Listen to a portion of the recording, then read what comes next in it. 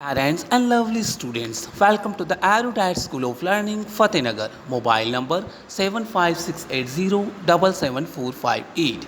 Class 6th, subject Hindi, chapter 3rd, lecture number 7th.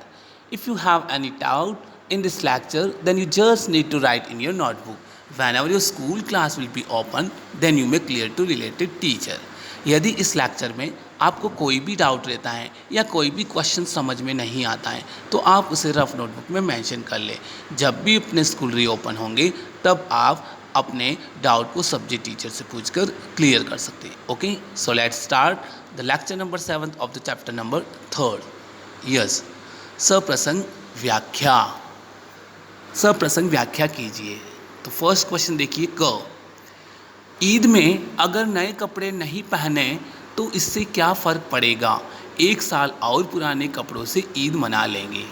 तो इस पंक्ति का क्या अर्थ है? देखिए, सप्रसंग व्याख्या करनी है। सबसे पहले प्रसंग, प्रस्तुत गद्यांश श्री मुरलीधर द्वारा रचित कहानी सच्ची इससे उद्धृत है।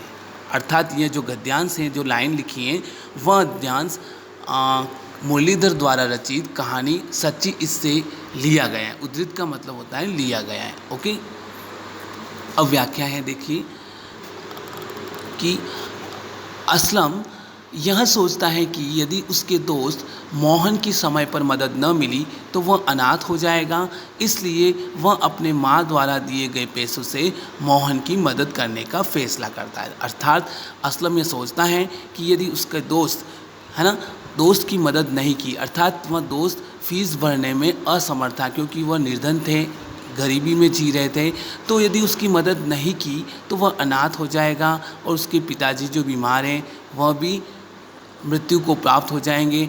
अतः वह उसकी मदद करना चाहता था, इसलिए वह असलम अपनी माँ द्वारा दिए गए पैसों से वह मोहन की मदद करने का फैसला करता है। ओके, ख क्वेश्चन देखिए, रहीम चाचा की दुकान पर टंगा कुर्ता पजामा उसे बहुत पसंद था और उसके ऊपर टंगी जरी की कढ़ाई वाली सदरी तो उसे अपनी तरफ खींचने लगी।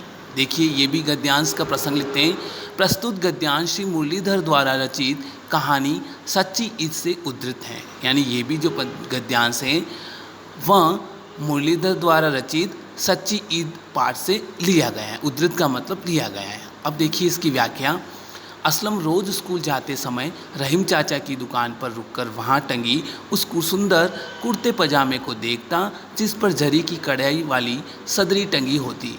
इस तरह वह उस सुंदर पहनावे को ईद पर पहनने का स्वप्न देखता। अर्थात जब भी असलम जब स्कूल जाता तो वह हमेशा उस रहीम चाचा की दुकान पर रुकता और वहाँ पर टंगी हुई सुंदर कुर्ते पजामे को वह देखता जिस पर जरी की कढ़ाई वाली जो काम वाली जो सदरी टंगी हुई थी उसको भी देखता और उसे मन ही मन वह उसे सुंदर पहनावे को ईद पर पहनने का स्वप्न देखता था। ओके, अब है ग। असलम ने जब पूरी बात अम्मी को बताई तो उनकी आंखें छलछला आई। उन्होंने असलम को अपने सीने से लगा दिया। देखो, यह भी पद्यांश यह भी गद्यांश। पद्यांश जो होता है वो बेटा कविता का होता है और ये गद्य भाग है ना। तो गद्यांश, तो प्रस्तुत गद्यांश श्री मुरलीधर द्वारा रचित कहानी सच्ची ईद से उद्धृत है, यानी लिया गया है। देखिए व्याख्या इसकी। असलम की अम्मी ने जब उसके मुख से सुना कि उसने दिए गए पैसों का इस्तेमाल एक ज़रूरतमंद की मदद हेतु किया है तो उन्हें अपने पुत्र पर गर्व हुआ और उसने अपने पुत्र को हृदय से लगा लिया। अर्थात जब असलम की अम्मी ने असलम के मुंह से सुना कि उसने उन पैसों का उपयोग या उन पैसों का इस्तेमाल उसने किसी ज़रूरतमंद को कर दिया है, अर्थात ज़रूरतमंद की मदद के लिए कर दिया है, तो उन्हें अपने पुत्र पर बहुत ही गर्व हुआ और उन्होंने स्नेहवश उस पुत्र को अपने हृदय अर्थात गले से लगा दिया। ओके, इस तरह हमारी ये व्याख्या के क्वेश्चन आंसर भी कंप्लीट हुए। ओके, आपको इनको गुड हैंड राइटिंग में करना है और अपने स्कूल की जो व्हाट्सएप नंबर हैं उन पर 9 बजे से पहले सेंड करना है और इन्हीं क्वेश्चंस को लर्न भी करना है। ओके बेटा, thank you, have a nice